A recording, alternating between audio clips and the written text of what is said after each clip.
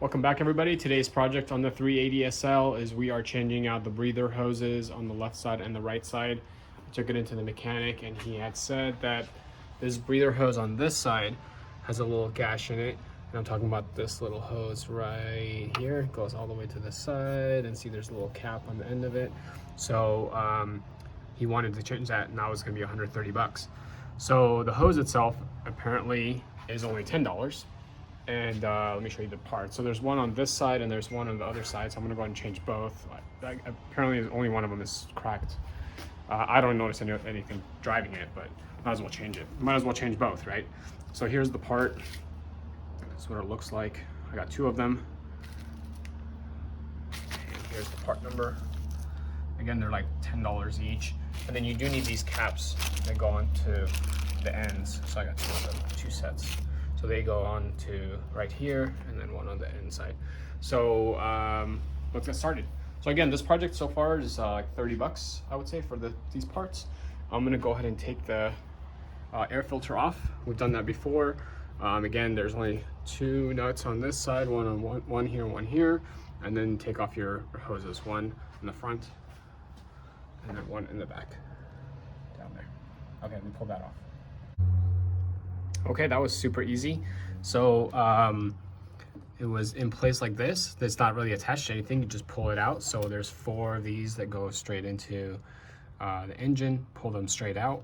And then this guy right here is plugged into right there. And again, just came right off.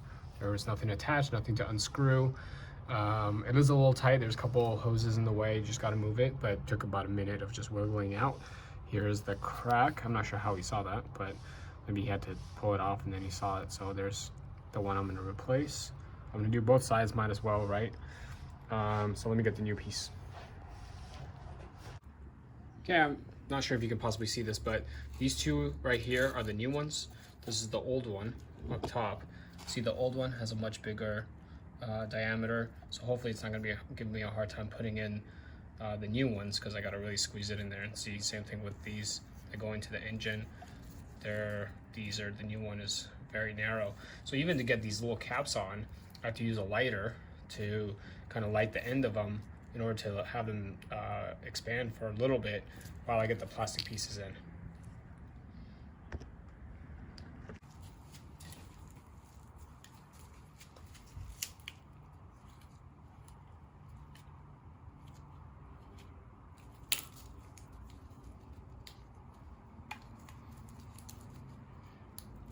It's gonna be kind of a tight fit, so I'm worried about getting it into the car and having a hard time putting them into the car.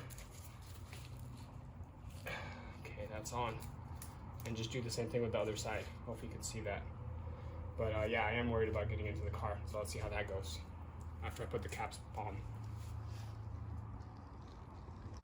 Okay, so got the caps on both sides, right?